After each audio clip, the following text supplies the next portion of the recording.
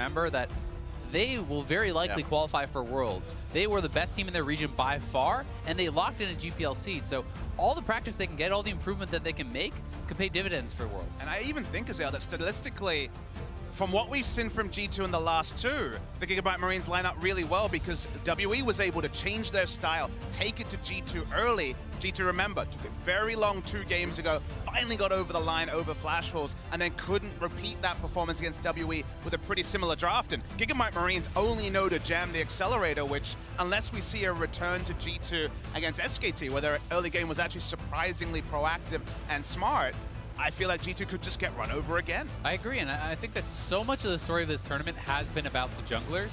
And Levi is a guy who I think could have an early edge against Trick, perhaps. Trick has not been, I think, looking as good this tournament as you would expect from a 2-time EU-LCS MVP.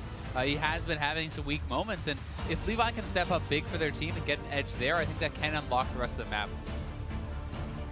Karma now being banned out on the side of Gigabyte Marines, a final ban for Phase 1. Gragas will actually get taken away here, because this has been so big for Stark. I mean, think about the bans towards Gigabyte Marines that were basically rubber stamped. Gragas, Kennen, Ziggs. So far, none of those champions are banned on red side, so G2 are giving Gigabyte Marines a chance to return to their earlier playstyle.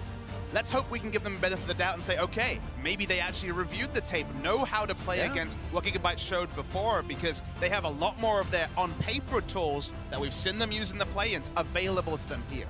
Yeah, and I mean, Stark is someone who is known for that Kennen.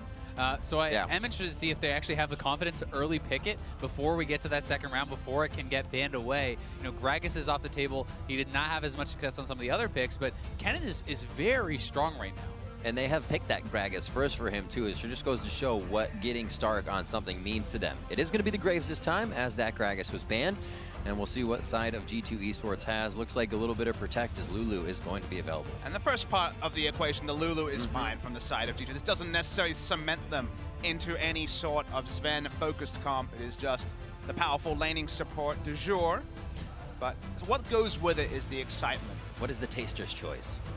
I mean, a lot of the picks for Expect are kind of blocked by the Kennen as well. That's why you kind of want to see Expect actually mixing things up, because the Rumble, Kennen famously a good matchup there. Most tanks, Kennen again, very strong. So how the top lane shapes here, given that Stark, if anyone has been exploitable on the side of the Gigabyte Marines, on paper it's Stark. So that's the person you expect to be targeted largely, not in the bans apart from the Gragas. Trick, surprisingly, is returning straight back to the Nunu. So everything we said about shifting things, first impression, looks pretty damn similar. Yeah, I mean, Nunu did not work out well at all for Trick last time. He got, obviously, it's a pretty tough matchup against Graves, but he's going up against Graves again here. He got outsmited at the red, then he had kind of a silly death in bot lane, and when you get put far that behind, it can be pretty tough. It's one of those situations where sometimes you say, no, we just played it bad, but he says, maybe I mismechanically played that, so we'll do the Nunu again. We'll throw it in line. Levi, the Ziggs for Slay, as it has been banned throughout play-ins a little bit here, but he gets it. Yeah, they use this to great success against TSM. They've succeeded in general when they have really strong pushing lanes, when you can shove up, when you can allow Levi the ability to move around and invade the jungles and get aggressive. And there it is. So these are big ticket picks for Gigabyte Marines. We have the Kennen for Stark. We have the Ziggs for Slay and Levi on the Graves. But I really like this, Azael, because I look at this draft and I say, well, no surprise at all in there being Ziggs and Kennen drafted. No way G2 could say, well, I didn't see this coming. This makes me think that their analysts looked at what was actually played in play-ins and have devised a way to take it down. Because if they lose to legitimately the best possible strategy, Gigabyte Marines, just like TSM early in this tournament, there are no surprises. And I mean, here is an answer. I think that Jace has a big advantage against Kennen in the early levels, and I think that you certainly can win that lane. Expect Ken play the Jace, so that may be the answer. Say, hey, great, you're comfortable in that, well, I'm comfortable in this, and I have the lane advantage. This comp also continues to flex around for G2 Esports if they decide to. So we'll have to see what they really go with. And I really like that you bring that up, because it's actually been Perks who's looked really good on Jace. Again, now we're going a couple of weeks ago, but it was specifically his Jace that what I first took note of when I was looking at European mid lane Jaces. Of course, the meta has shifted a little bit. We had a really big middle of the season peak of Jace mid lanes, and then we started to see more top lane Jace. So the flex pick, as you say, is already 2 ways on the side of G2 as I believe G2 missed their first ban. Could be Twitch for the side of Gigabyte Marines, making sure that is not visual for us, and they have gone to the wayside with that first one. Yeah, it does look like it's missing from the client as well, so I'm going to assume that's a missed ban. Is it a thresh ban? I find that so disappointing anytime someone misses a ban. There's never a reason to not ban something out, because there's always a pick that you 100% will not play, For sure. and that they may play. That did actually go in as a thresh ban. Okay. So we do have one visually not showing up, but we will see for now. 9 seconds on the side of Gigabyte Marines. What is there? So Thresh, Zyra focused onto Archie on the side of G2 Esports, and the AD carries, obviously, for Gigabyte Marines towards Sven. There's the champion pool for Archie. Looking a bit more narrow. Again, he's a double role swap player. It's certainly gone ring around the rosy when it comes to his position. Finally in support, largely there for shot calling is what we're told on the side of Gigabyte Marines. As again, it's eerie how much overlap we're seeing from G2, which is basically if they do lock in the Cogmore, saying that we messed up slightly with Trick in the early game, otherwise we had it, because a lot of the building blocks here for G2 are the same. There's the Cogma. Here we are. And we do have to remember that this is a different team that they're playing up against, right? Yep. Sure, they got taken advantage of, but they were up against what should be a harder opponent than Gigabyte Marines, and I think that building a composition like this, it should be relatively strong, and if you can play a slow game, if you can slow things down against Gigabyte Marines like you want to do, you definitely have the faith in Sven to be able to carry in the late game. Late game decision making for sure has been one of the strong tenets of G2, but they never got to late game in their last game. And you look at lanes like Ziggs versus Cogmore, and Cogmore just can't really match wave clear, especially very early in the game. So absolutely, if we see 35 minutes on the clock, big favorites will be G2 almost completely regardless of what's happened. Wow. A lot of area to play with in their abilities. You have the Bard ultimate, the Talia wall, Kennen ultimate, Mega Inferno bomb, collateral damage. A lot to dodge here for the side of G2, but they do have a composition so far. They can stay at range before they need to get into the fight. What do they decide to end this up with? And I mean, if he goes for Fizz here, the Fizz could actually be going mid as an AP Fizz into the Talia. Assassins generally match up quite well with Talia here. Obviously, there's possibility of this going top, but I would expect the Jace into the Kennen and the Fizz into the Talia. This is definitely one of those ones where you feel like you have to wait till 20 seconds to really have the confirmation.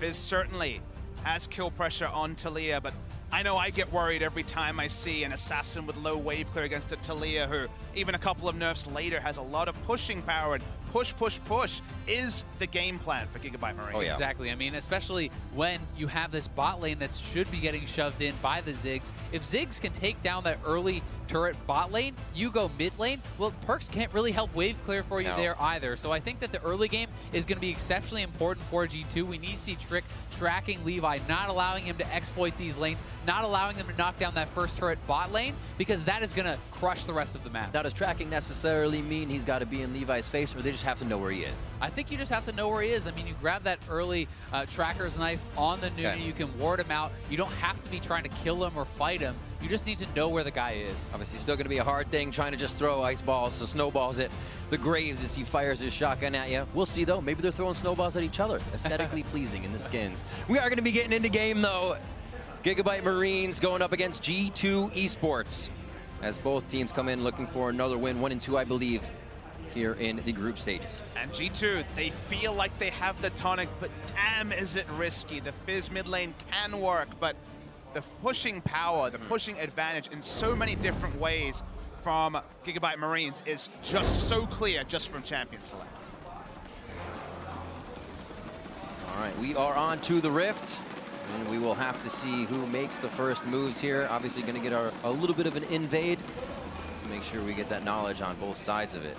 But we have seen Gigabyte Marines able to throw teams so off their game that you have to play Gigabytes until you can find a way back to your strategy.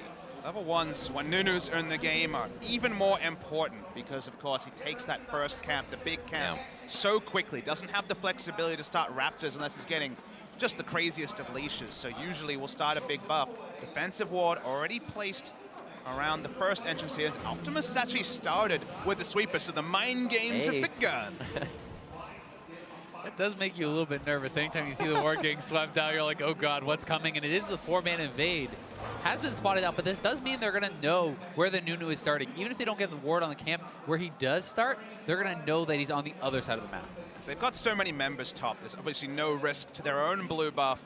So they know that he's starting bot side of the map, and they have a ward on their red buff. So when it comes to big buff starts, which is, again, all that Trick can do, needs to start a big buff because he is the Nunu with the consume. They basically now have complete information over the starting from Trick. So this actually may be a lane swap. I mean, the bot lane is still topside this late into the game, and it looking like it is going to be a delayed lane swap or some sort of level 1 cheese or something that Gigabyte is going for. They did try to do it last time as well. Out. Yeah, they're going to try to take away the Raptors and then go top. They push in, they farm, they push up the turret as well. They get the teleport to the top side in the gank, and they'll have jungler cover bottom. If it happens the same way it did for Gigabyte Marines last time, then they get a 200 gold lead, and they go back to lane before their turret falls.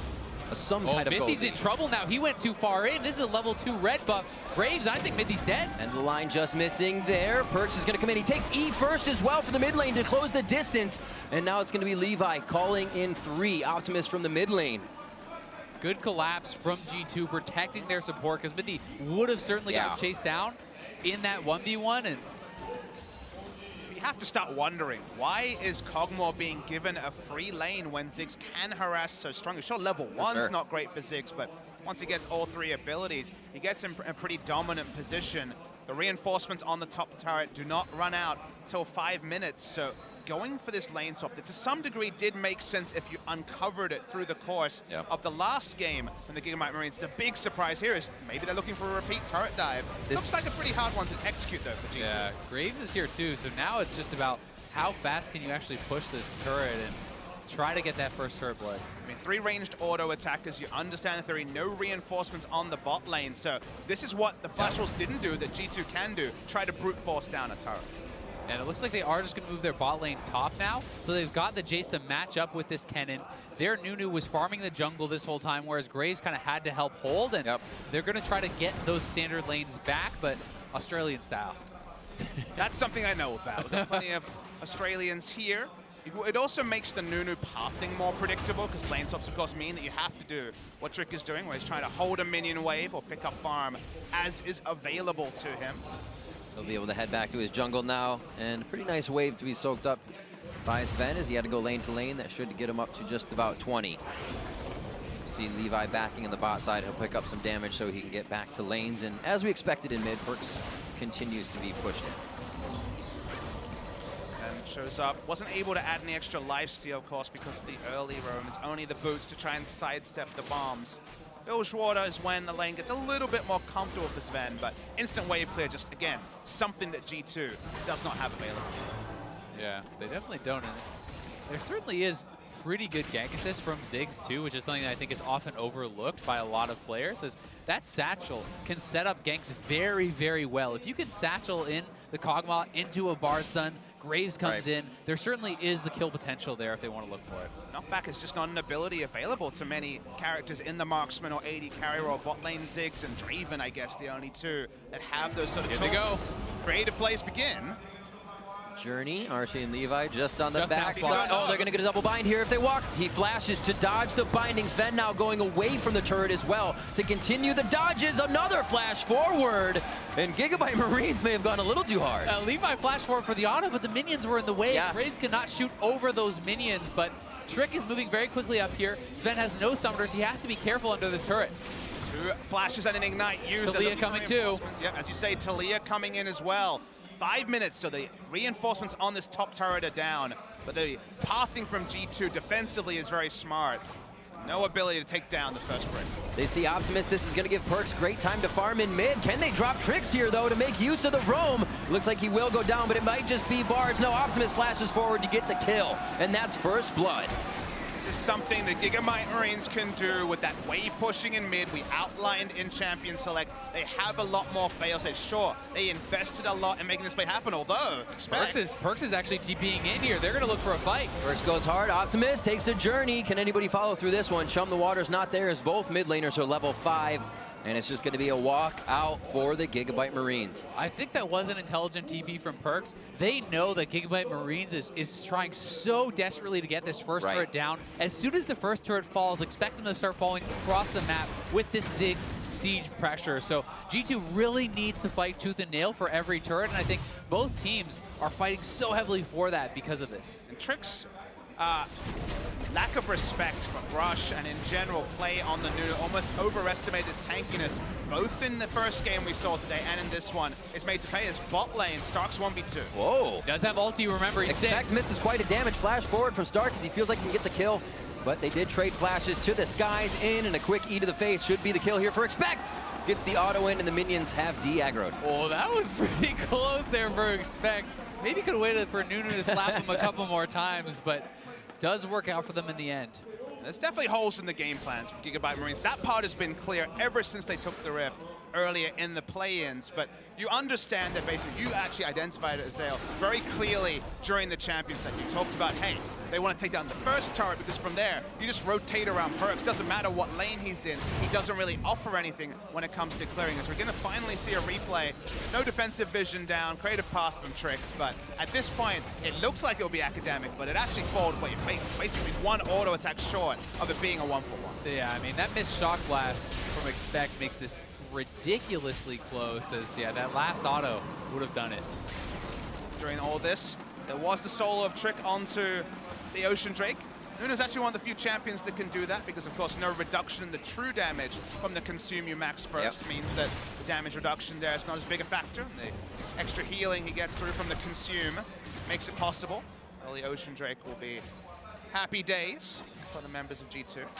And it can be pretty interesting to actually track the skill order of the Nunu, and he is going for 3 points consumed now.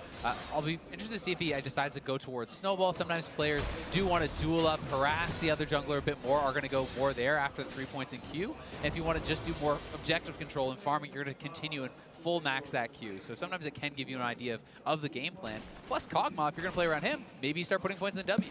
Blood Boil Max, even from the jungle, was something we started to see the last time Nunu was in meta. It was like the Snowball was the oldest of the most recent maxes. Feels like even though that was the trademark, it's largely been moved away from. I think we saw 5 points in Q the last time from Trick, but the moment that you see your Kog'Maw hitting item spikes, that's when you just jam all the points in W. Make sure he is protected. They still have the Lulu if they want to go that way. Expect with a kill for his name. And now they're going to transfer over the blue to Perks here. Levi at the bot side, but he's going to be warded out. So G2 may just kind of toy with him here and waste his time. Oh, he's getting a lot of love. Weaver's Wall should cut him off. No, it ends too early. Optimus hops off as well. Just that rank 1, so not going to be able to get all the way there, but you know, things looking pretty good for G2, I would say. You know, they're able to scale up. They've been able to keep their turret line, but now Sven. A lot of damage. No more meeps for Archie, so he can't really follow up with too much, but the Mega Inferno Bomb is down, and they have lane control. Bot lane's going to see Perks in just a few seconds if he continues his roam. Bard also just hit 6, so they could look for a dive here. You can ult the turret and go for the Kog'Maw if you want to try to set that up. We'll see if they're going to try to make a play. Perks continues to pressure mid. Once they see that, they may try to, but the minion wave has pushed off just a bit too far, giving G2 good breathing room. This next wave could be the one, as Perks now choosing to go topside. Cosmic Binding could double up easily here, but Sven misses out. Flashes out of it, so Stark's flash, so Stark's teleport is wasted. Got it. Perks will walk up as well. Every minute that piles on is bad for the Marines as well. He's just instantly dead. He is eaten up by Chum the Waters. 22 seconds on that. You can see how early we are in the game for these deaths to be going down, but Perks made the right choice, was going to go bot, decided top, and comes up with a kill. Yeah, he goes straight up to top, knowing once again they have to fight for the turrets, and now Trick is behind Slay here. He'll be okay, though. Just backs right out. Both teams are playing so heavily around this, and this is, you know, to your point, kind of one of the holes in the Gigabyte Marines game plan is, if it's obvious to us, it's obvious to G2, and then you can be in position, you can get there for the counter ganks, for the turret holds, and for these return kills. Again, first impression, really impressed to see G2 stick to their guns and give so much over to the Marines, but this is such a race against time. We know how oppressive G2's comp can be in the late game, and we know that hitting timings as a Ziggs comp is basically 9 times out of 10, the difference between victory and failure. So far, it feels like the Gigabyte Marines have been even more transparent than they have in previous games, and credit to G2. They've seen through a lot of those sort of engages, and that first turret, and thus the turret snowball, has never happened. I mean, I like the idea from Gigabyte Marines. You put a little bit more damage now. They already did the lane swap last time, but now Ziggs with that armored turret, maybe take it down a little faster, but they got even less this time, so it fizzles out even faster. And I think it's one of those things sometimes where you're trying to put your opponents in an uncomfortable position. For sure. Not a lot of people are playing lane swaps. Not a lot of people are playing bot lane Ziggs. Put G2 in a position where you think they may make a mistake, and this time G2 responded appropriately, but many teams may not have. Archie pathing over will be found clearing, and now when you're rotating multiple members around Jace, that's where again things kind of fall away from the Gigabyte Marines. Mid lane. On the waters onto Optimus. Oh, the double tap after he hits the ground. Perks feels like he knows the capabilities and is using them to the max of his Fizz. This is not top lane Fizz. This is an AP Fizz. You do so much damage. As soon as you hit that ultimate, it's almost a guaranteed kill unless there's peel available or you're someone very tanky. Adjusting your expectations is so hard when you cast top lane Fizz into this mid lane Fizz. The ult is used to wave clear, but remember, that's a lot of damage on mid lane turret and also the bot lane turret traded for the first blood turret, and first blood turret was nerfed in recent patches, so already it feels like the Gigabyte Marines are trading down, and you can never do that with bot lane Ziggs. Yeah, you definitely can't, but the next few minutes here I think are going to be pretty critical because the Gigabyte Marines are looking for a kill on Perks, and they're looking for this mid lane turret. 2 seconds. Get the Q if he walks in between the turret. It's going to be the easier one to throw. Dodges out to the left. Nicely played to draw in that ability from Slay. Yeah, Perks was trying to very aggressively wave clear there, spend his life to buy the time for Sven to get to that mid lane so that they don't just lose this turret right away to the Ziggs. And one of the things that is also very nice about G2's comp is it's not all eggs in the Sven basket. Although Kog'Maw is going to be a massive threat and has the Nunu and the Lulu, you still have huge split push pressure coming out of someone like the Fizz who can perform assassinations like this. Instantly popped. Again, adjust your expectations, not your television screens, or computer screens, I guess, as more common.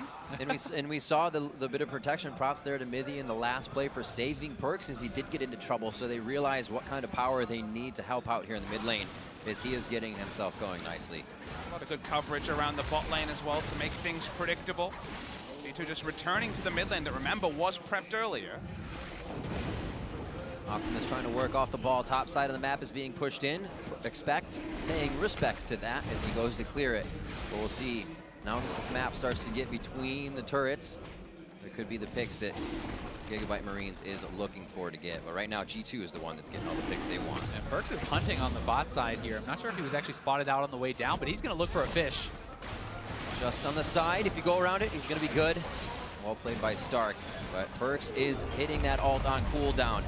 Mithy's in, can't get anywhere towards the turret. He's going to get bounced back as well. Seismic shove, and the rest of the damage to take down Mithy. Absolute Zero's already going to do full damage after a few, but Trick keeps it to keep them in line. And he almost goes down for it. Yeah, it's going to be Archie picking up the kill. And Expect now coming in slow. Will he go through the sky? He's still in the range mode. Didn't go to hammer.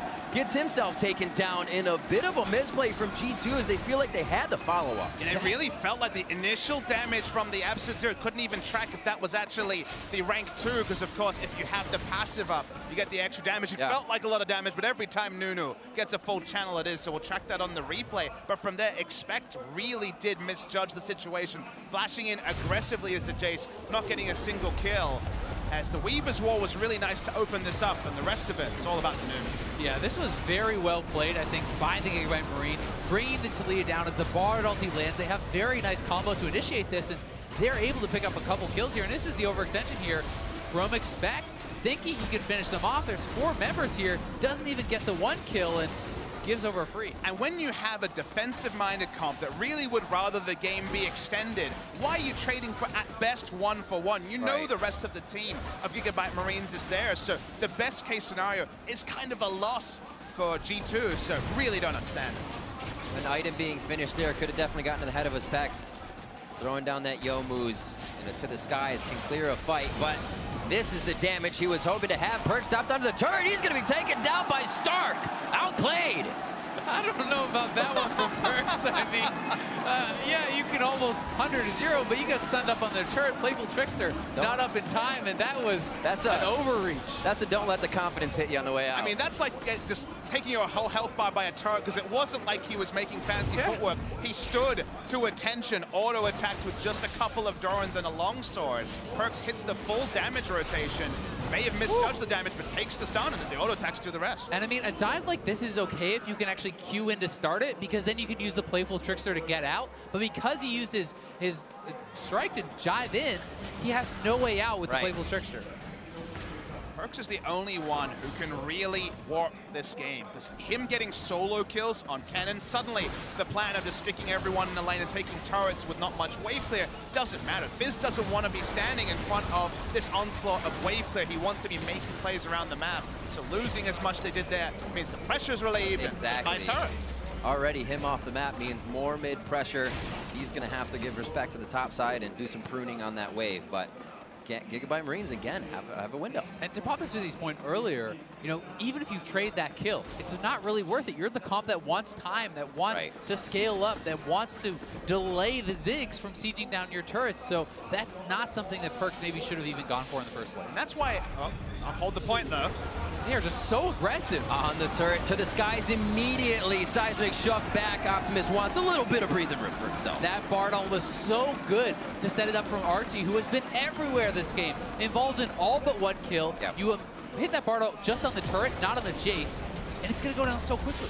And that's why I'm surprised that G2 returned to a comp where they clearly didn't get enough done in the early game, got run over, and they're like, okay, this time Perks will be an assassin, he'll warp the game. You can see that Perks feels the pressure. He's trying to make the plays happen, but now you fall into that extra hole. Speaking of holes, they're just going for the front door approach of looking for bonus turrets, and the moment that Perks doesn't get it done, everything is falling around him. Yeah, I mean, he could have gone for something with a lot more wave clear, a safer, more conservative pick with his composition, but when you go for assassins, you go for broken.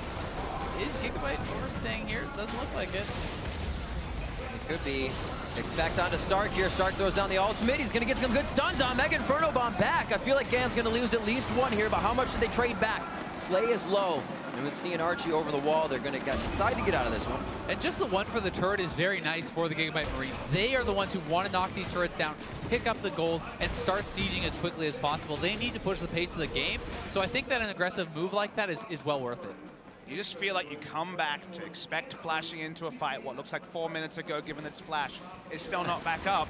And you remember that that was already kind of misunderstanding where they were at in the game, what their win conditions were. And from there, finally, Gigabyte Marines, who were thwarted for the first 15 minutes, have found the pace of the game they're looking for. So it feels like if you just completely rewrite the last 4 minutes, everyone's just farming happily. You're like, okay, G2's got this, scaling's looking great, wonderful stuff. But now suddenly, that creeping doubt is there for G2 fans because Gigabyte Marines have actually accelerated the pace of the game. It definitely is. With that said, G2 keeping it relatively close here. It's not a big gold lead for the Gigabyte Marines just yet, and if Perks can play these side lanes well, can slow things down, draw pressure to himself, it'll give Sven the time to really turn online. Perks with the heavy lifting to set the pace of this game. Stark's still short of any sort of magic resist, just to blade the Ruin King, so he definitely needs a lot of turret shots to aid in any hopes of beating the Fizz. Happened before, so I have to talk about it. Don't want to talk about it, but shame on Perks that time.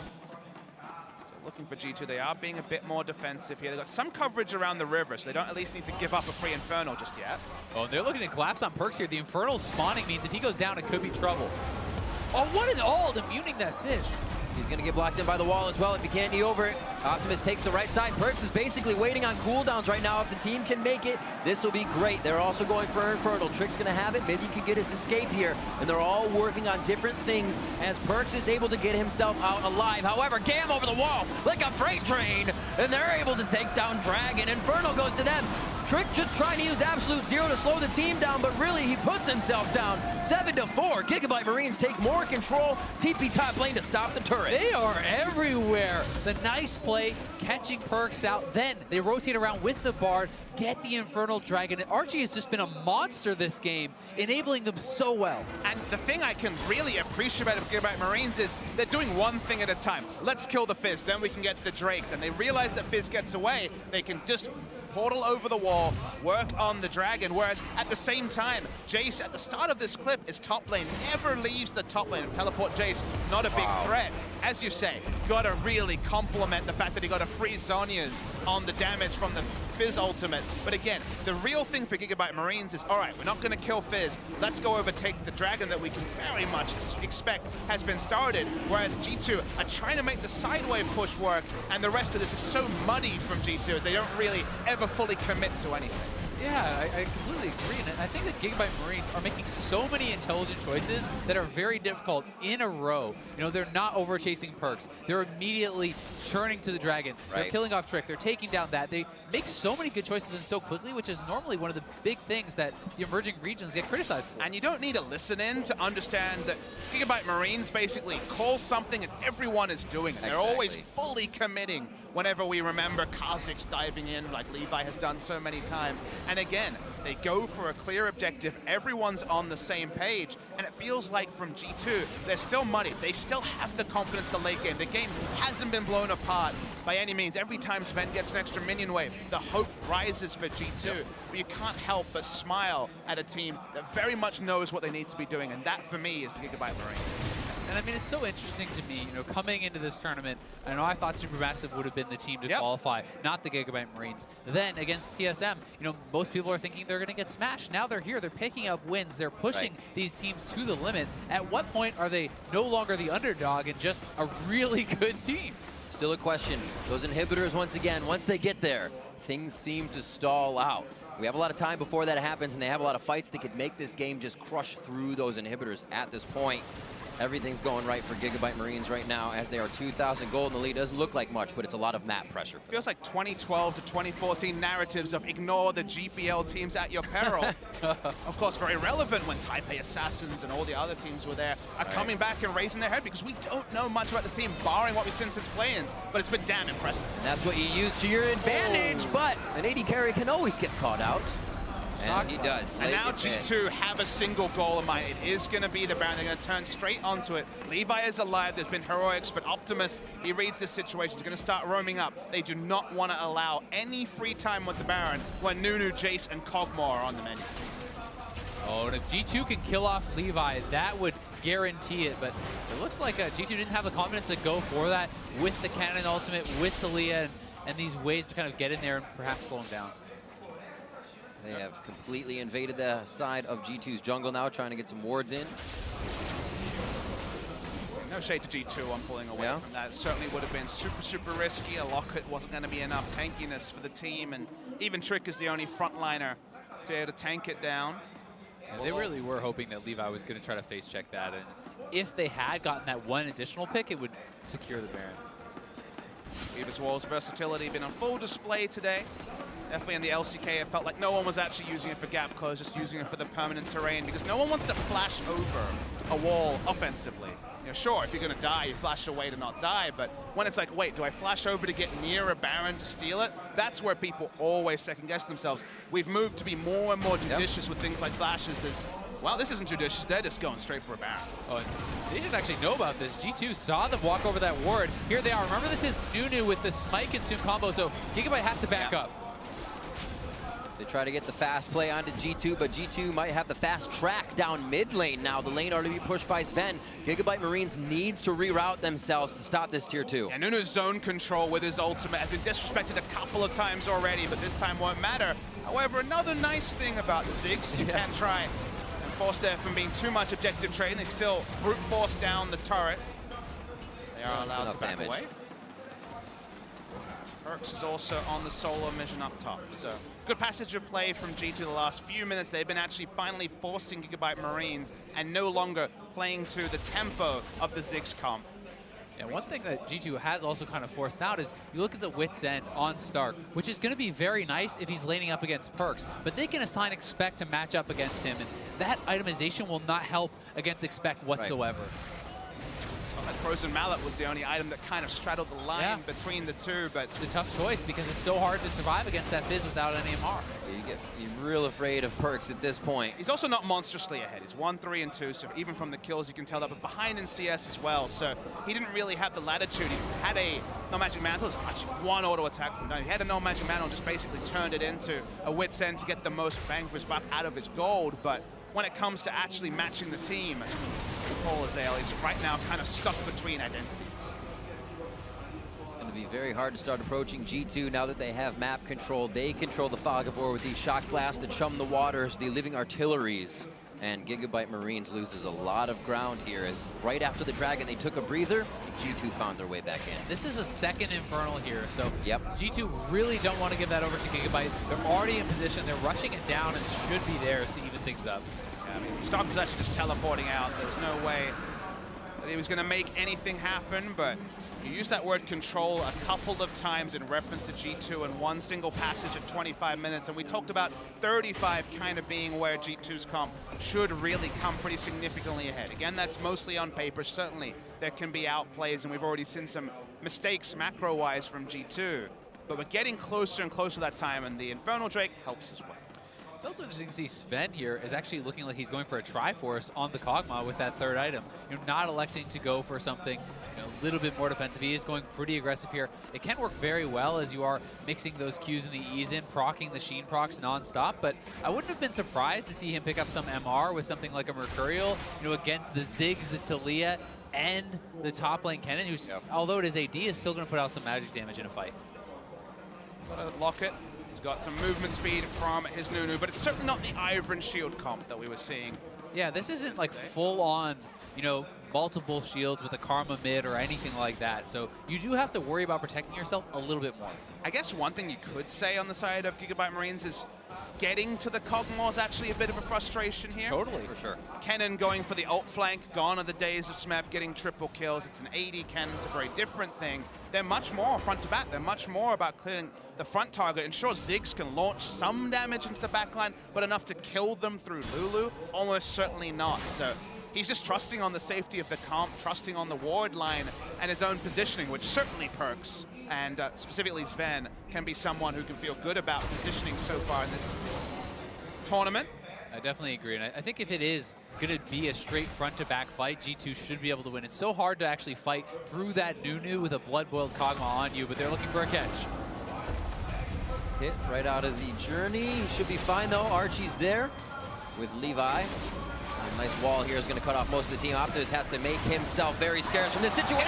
He's going to be going down to a Cathian surprise. I don't think No, it did not. The Shrine did not help him get speed as we watch the fight on the top side. Perks is going to have to be out of this one. Redemption coming down on him, so he'll be able to enter back into the fight from Mithy. Exhaust is still down if they try to get into the fight. Mithy will come out using that, but they are just getting melted as it begins. There's the journey through the wall. They can finish with the long range. Slay's going to put out the satchel. They're going to pop him back, but it's not even going to be needed. The double kill for Slay as Perks walks his way home. The Bartle from Archie setting up 2 more kills. They chased out Trick, and this should be a Gigabyte Baron, which is just what they needed. Archie's ultimates here are incredible. Somewhere on the analyst desk, Crepo is losing his mind because this guy's playing way insane. that he has used the Bard. Very much an edge meta pick, even with the extra buffs recently. There's no one here to contest. Perks can try something. Has his ulti. Chum the Waters is in, it's on to Slay. Should be able to bounce back around. He's gonna take one, but that's a 1-4-1. Here come the meat damage, boys. Oh. No, the double kill onto my the Bard, God, and Perks gets out alive. Are you kidding me? Crow. He gets out and clears 2 Baron buffs casually. The Graves ultimate misses as well. The great escape and negating Baron buffs is really big for G2. That was insane from Perks. Not even the hesitation getting out of there, but here is the initial play. Yeah, we start the replay and Perks just starts doing damage, but he has to use Zhonya's very early, and Optimus looks like he's just been on a suicide mission in the backline. Flashes out, eventually you think he's going to go down, but it's not. It's just a clean 1-for-1 with the passive, and then you focus on the fight, and G2 now have overextended. The only way to punish it is that ultimate from Archie. They're actually looking to turn here after getting their redemption, but getting both the Lulu and the Jace means that suddenly everyone else is overextended. The Satchel is back up off cooldown.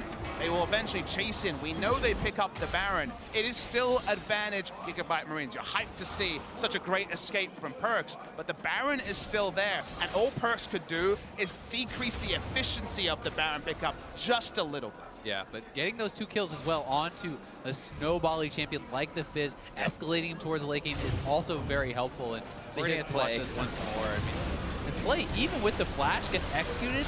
The AP Fizz is so strong, and the fact that he's able to get out, pick up a second kill, and avoid the Grave Salt is nuts. And maybe Archie doesn't have that clip on his Bard highlight reel. It's front lane. Optimus, Zanya's, Perkz back right to the fight. He's going to delete Optimus. It's Perkz onto Archie now with the rest of the team as Expect flies over the wall. That's a double kill. Trick's going to be able to hold down Levi and Slay, looking to get the Satchel in to help his teammate out, but Trick throwing down the absolute zero.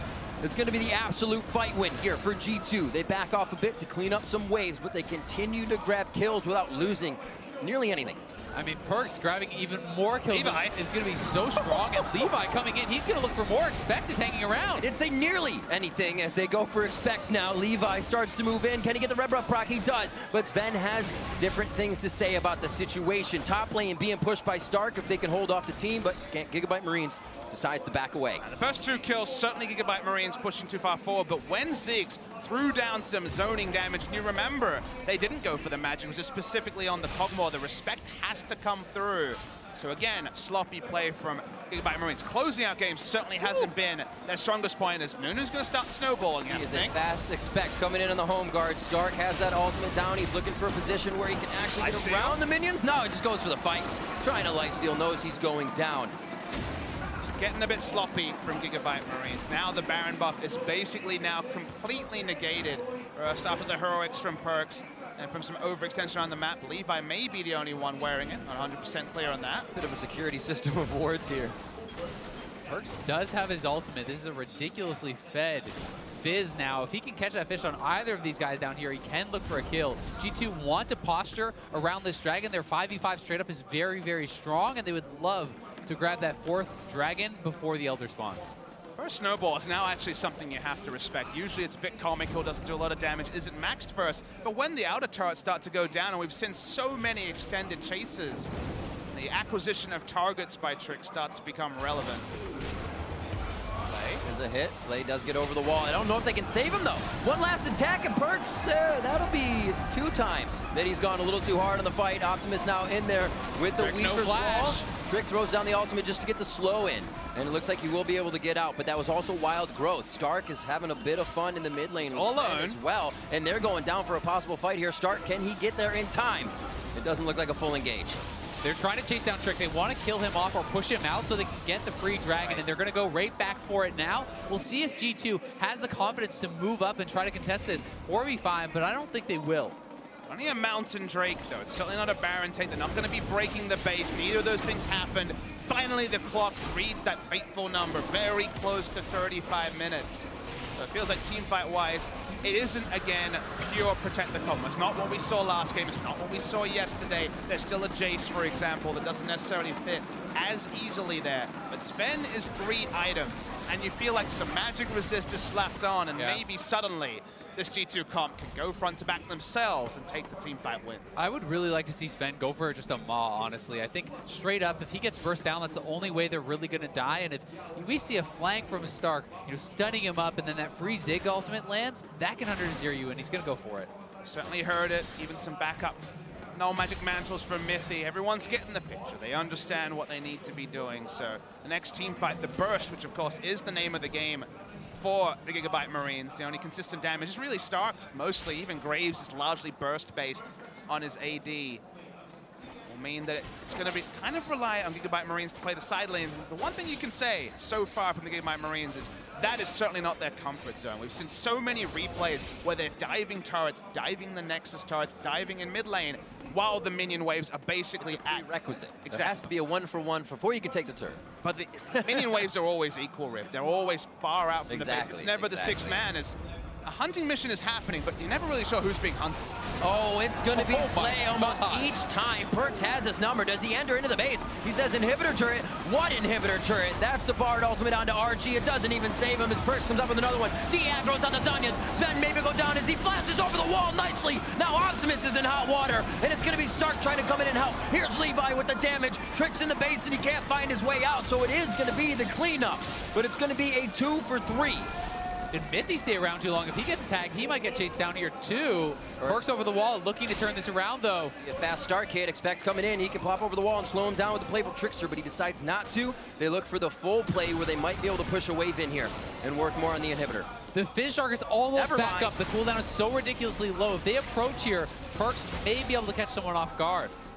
No one is tanky enough to be catching that Fizz ult. Look at the mobile mode, it's still not enough. The Wit's End, unless you're auto-attacking, doesn't have a lot of magic resist either. Just insanity. As we were watching the jungler shadow Perks, but Perks goes instant kills the Ziggs and also gets in on Archie. Now track Optimus with this seismic shove. They get the Bard stun into the two-man shove over the wall. Archie setting them up again. This guy has been on fire all day. Optimus also has been hitting the seismic shoves, like you say, but it was all after the fact. They're still trading down in that scenario.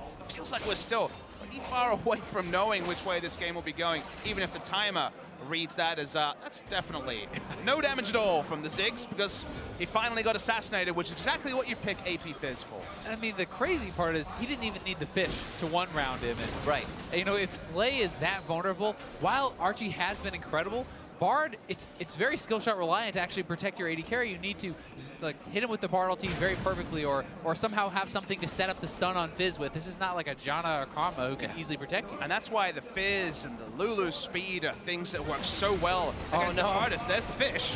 And it's going to keep happening. The damage is to 80% of his health just from the fish.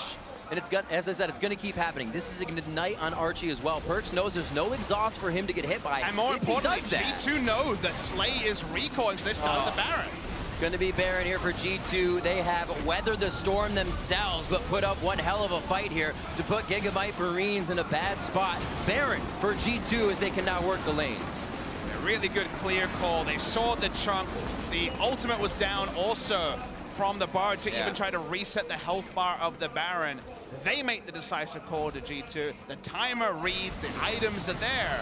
Maybe the pendulum has finally swung to G2, but it was another game for Gigabyte Marines where, damn, they were in position to take the win. Yeah, I mean, they really are so close in a lot of these games to finishing it off, and it does feel like G2 certainly has a stranglehold on the game now with all the survivability being picked up on Sven. Grabs the Giant's Belt to work towards that frozen mallet and make sure he doesn't get taken down.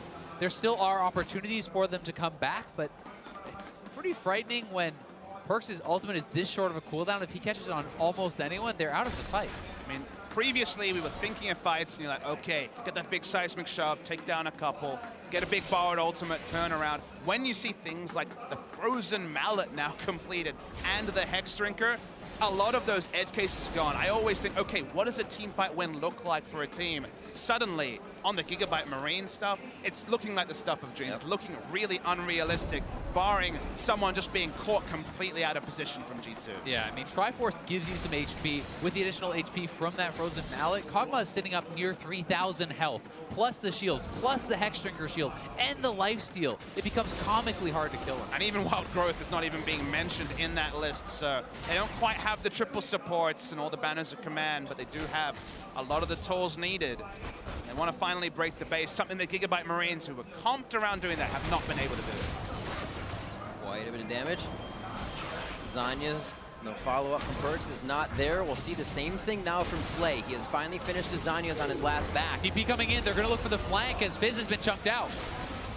Bard ultimate just missing. Oh, he's coming in so slow as he goes over the Voidus, and they're gonna get one kill over on the Mithy. Wild Growth already went out, so we'll be safe on that as the team can use the defense. But there is Perks. Can they turn it around? Levi trying to get to the front of the line, but they don't really have any speed steroids to catch up. And Trick and the rest of the team make it out safe, but what can the Marines get? That Weaver's wall from Optimus completely locked Sven out of the fight. He wasn't able to auto-attack at all, and these Gigabyte Marines just keep finding plays. Optimus gets himself in, expects flashes out after to the skies. Trick here wants to slow the team once again, living artillery onto Slay. One more shot, he would have been down. And they got to be careful, the flashes are on the air for Archie. They're going to get out safely. Finally get to back away. Gigabyte Marines thought when they traded 2 for 1 they could finally break the base, but actually looking for that has been their own penalty. Expect it's going to teleport in as well. And that's finally a base broken, but it's for G2. And having this Triforce on Sven, he can just eat through turrets with his procs. They're going to be messing around. Trick just trying to absorb a bit of damage. Forces his flash, not huge for the Nunu, and looks like they will be able to finish off the turret. Expect not in long range form. Hammer form, walk up to the inhib. Then he gets himself killed. I mean, I'm right there with you, Azel. We've both got our hands up because Trick flashed after the stun had already going to be registered. That's how, of course, the Bard Q works. And then Expect just kind of chilling too long. Yeah, I mean, Expect goes back in for a kill with Elder Dragon up on the map. That's a way perhaps back in for Gigabyte. If they can get out here, we'll see if the Marines can actually stop this. So fast, though. Doesn't look like it. Bard ultimate is there. Decide not to use it. Is it used on the exit? It doesn't look like they have enough follow-up here with the HP bars of G2. They're just trying to keep him in range. Weaver's wall is going to be there in a second as Optimus is coming up from base. He throws it right below the team. Levi taking too much damage. Optimus may not have got there in time. Perks gets the hit from Slay. One more. Can he turn it around? Blindfold Trickster picks up that dangerous game, and he's still alive. Finally goes down. They're on to Optimus now, and G2 waited out the fight long enough to drop the Gigabyte Marines. Big stuff for G2. Sven free hitting for the majority of it. They can turn around 4 dead. Remember, they've already taken down an inhibitor. They're taking in a super minion wave, and G2 think they can end the game. I think they can too. I mean, they're just going to walk this wave in, and I don't think there's anything that Stark can do at all here. He has his ultimate available, but no flash and no way in, and this is AD Kennen. They're onto the Nexus turrets, 41-30. Neck and neck were the kills. The fights, 1 for 1, back and forth. But G2 continued to climb the ladder, continued to get that advantage over Gigabyte Marines, and they find themselves on the Nexus at 21-19. G2 eSports takes down Gigabyte Marines. Gigabyte Marines will fall to 1 and 3, but it really feels like these honorable defeats that they now have piled 2 on, and of course the game against SKT are the difference between them accelerating to next week, accelerating to the top 4, and kind of being stopped. They've been so close so many times, touching distance against major regions around the world with thousands of fans is a win on a simple level for the Gigabyte Marines, but somehow I don't think they're going to be feeling that right this moment. No, they definitely won't, but G2 is ecstatic to get this win. They moved to 2-2 in the group. They keep their hopes alive of moving forward, and so much pressure on these guys from their region to succeed, to reclaim that first pool seed at Worlds. But my struggle right now is who am I excited about to be the contender to SKT? Because this is 3 games in a row where G2 have been at best even, but largely behind in the first 25 minutes. And sure, the late game has been steady. It kind of feels like the WE scouting report is largely being applied to G2. They're getting over the lines 50% of the time, but it feels like they should be so much cleaner and that should be allowing the advantages that, credit to Gigabyte Marines, they were able to make happen in the mid-game. There are definitely some holes in their play, to be sure. I mean, Expect with a number of questionable plays. He was bloodthirsty today. We're really kind of did delay, I think, G2's game plan, but credit certainly to Perks, to Sven. Those 2 guys played very well for the team, finding a lot of kills for them. You know, Perks was able to really give them the time, despite those mistakes, to get Sven to the late game where he can take over. I mean, you can point at the one part where he tried to turret dive and failed and laugh at Perks, but largely it was the Perks that really started to step up this season in the EULCS. Like you say, how much time was spent following Perks, trying to kill him, trying to relieve pressure from the lane he was split pushing. All that time, the adorable little puck was auto-attacking, adding on items, and we got to 35 minutes, and predictably, there could be only one winner at that time. And I really think that we see the way that they're playing. You see Sven there. He wasn't an all eggs in one basket guy, but they still had the option to somewhat play that way with the Lulu, but there was more power around the map, so if they had to break a few eggs, they could, but still come out on top. Yeah, I think I did like a lot of their compositional choices, right? So they have a winning top lane, they have split push win conditions, they have the 5v5 team fight with the Nunu and the Lulu and the Kog'Maw, so they gave themselves multiple ways to win the game, which was pretty smart. I think that if it ever got late, it was going to be so hard for the Marines to take it down, but Archie is a guy who really impressed me here in this one. I think double his Bard banned as well, 3 bans. Yeah, his Bard was insane, and Levi continues to impress. 4-1-10 on the Graves, certainly doing his best to try to carry this game. Targeted down, like you say, and still making things work largely on the Bard. A couple at the end certainly weren't the best, but zoning ultimates, of course, the way we look at it. I still wonder, I still wonder about G2 because you feel like, sure, you understood what they were doing, but they made huge mistakes. The expect jumping in with Flash, huge mistake. Trick being caught a couple times, huge mistake. And do huge mistakes work against the best teams in the world, against the Gigabyte Marines that only play one way, that never play the side lanes? Certainly, that was fine. They could weather the storm, but on another day, I don't think they would get it done. I mean, you have to say, though, Flash Wolves, WE, TSM, I mean, none of these teams are really looking clean, right? Not got many teams left after the thing is, it's like, yes, SKT is looking so strong, but the rest of the field, I think, is wide open. Gigabyte Marines has shown that they can compete with these teams, and I think that, G2 certainly has the ability to take down the rest of the field. They are looking pretty solid, but no one has been flawless, and we also have to remember this is a 5-day group event. There's a lot of time for these teams to actually grow and adapt and maybe shake off some of the jitters that they've been showing. I've really been enjoying the fact that Gigabyte Marines, we usually see teams for that first 15 minutes do a little bit of an invade, and then you trail a jungler.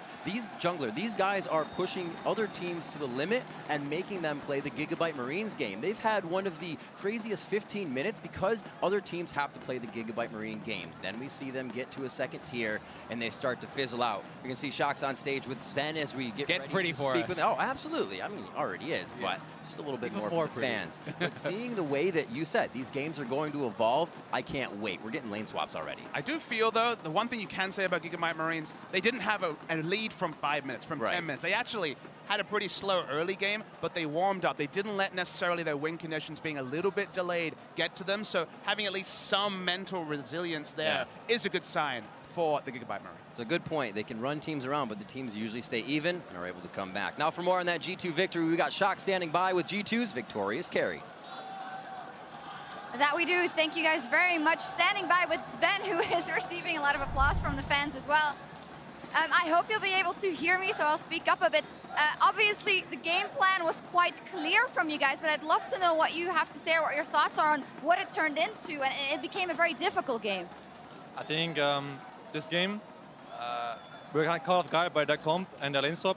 I mean, we saw the lane swap earlier today, but we didn't play out our lane swap very good. We always have practice against this lane swap. From EU, Fnatic did this sometimes in scrims and on LCS, but I think we played it wrong in the early game. And also their comp, this Talia, Bard, Six, very mobile team comp. We didn't know how to play split push against this or play a comp, so we were like lost in the game of what to do. And we took one bad fight and it kind of collapsed a little bit, and we were like lost of how to play the game. And we decided we just said to ourselves, this is AR mid.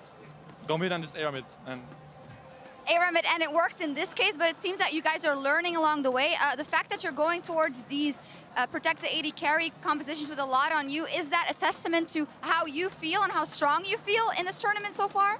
I personally don't demand this kind of comps. I don't ask, hey guys, let's play this comp because I want to play this comp and look cool. I play what Joey, our coach, thinks is best, and whenever we play this kind of comp, it usually works. And it also works in practice, this kind of comp. And we practiced the Nunu before. We didn't just pick it for fun. We actually practiced it, and it always works for us. But today, I think in the first game against WE, we fell really far behind, really fast.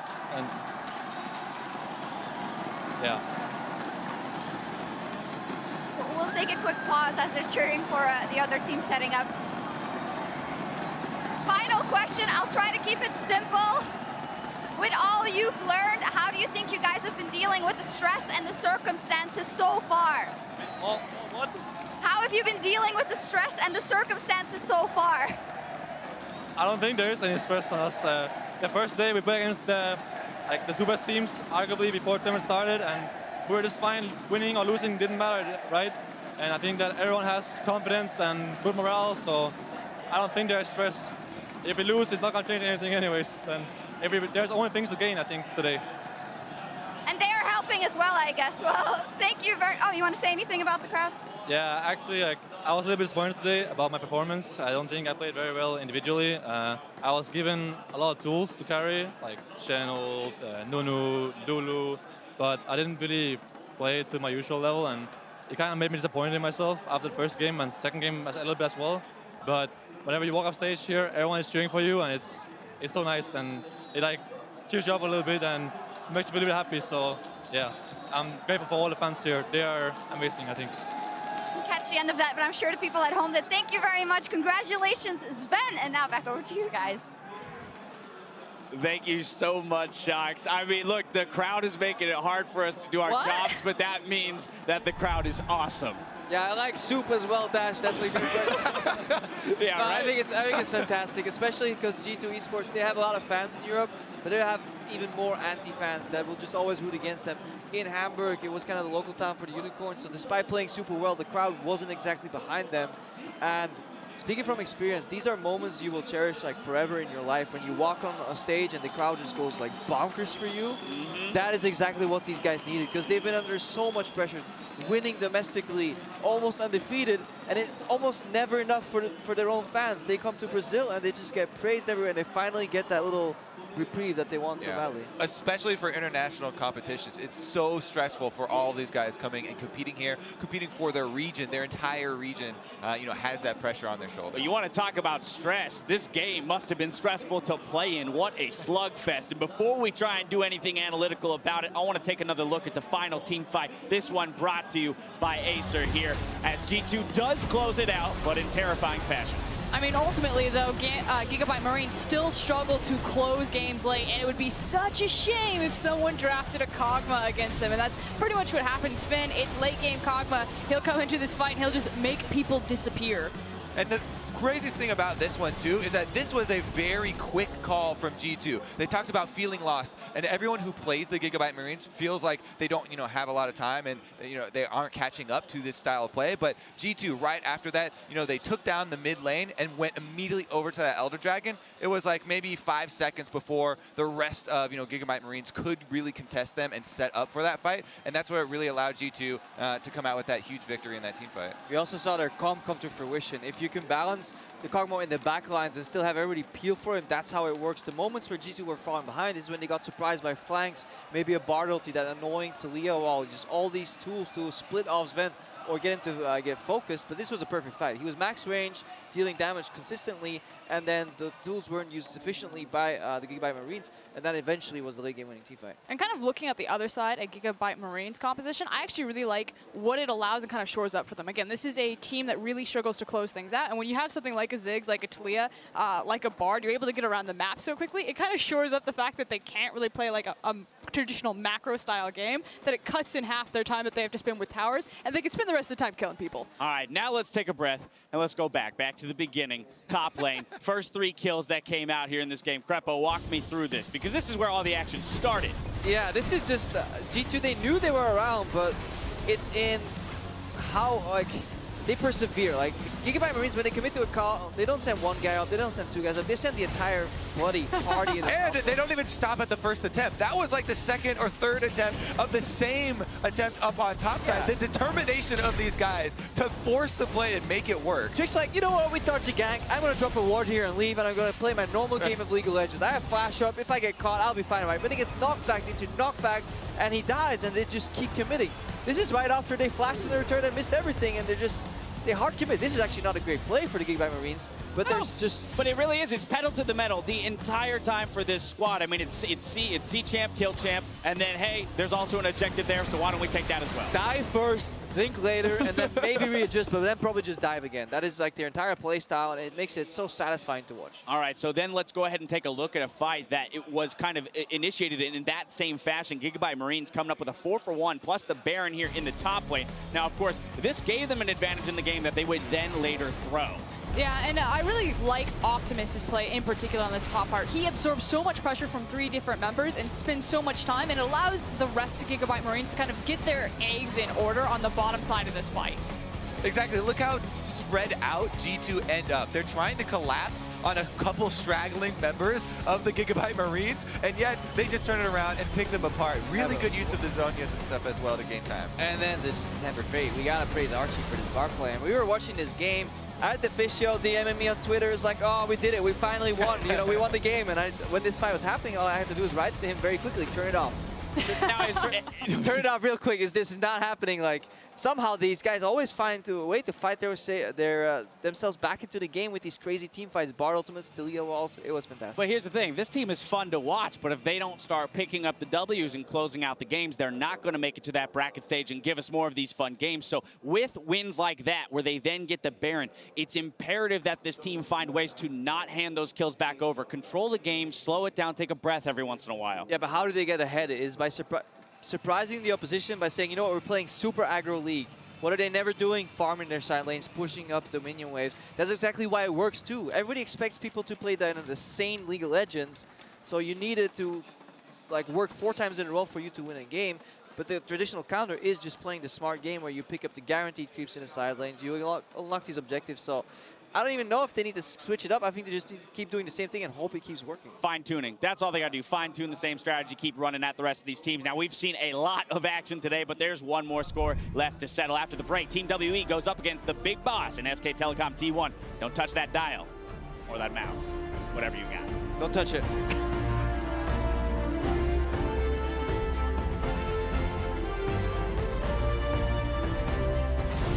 Can they drop tricks here, though, to make use of the roam? Looks like he will go down, but it might just be Bards. No, Optimus flashes forward to get the kill. Mid lane. On the waters onto Optimus. Oh, the double tap after he hits the ground. To the skies can clear a fight, but this is the damage he was hoping to have. Perk stopped under the turret. He's going to be taken down by Stark. Oh my gosh, he's adding. From the waters is in, it's on to Slay. Should be able to bounce back around. He's going to take one, but that's a 1-4-1. Here come the meat damage, boys. Oh. No, the double kill onto the guy. Burst gets out alive. Levi taking too much damage. Optimus may not have got there in time. Perks gets a hit from Slay. One more, getting turned it around. Blindfold Trickster picks up that dangerous game. E2 Esports takes down Gigabyte Marines. Gigabyte Marines will fall to 1 and 3, but it really feels like these honorable defeats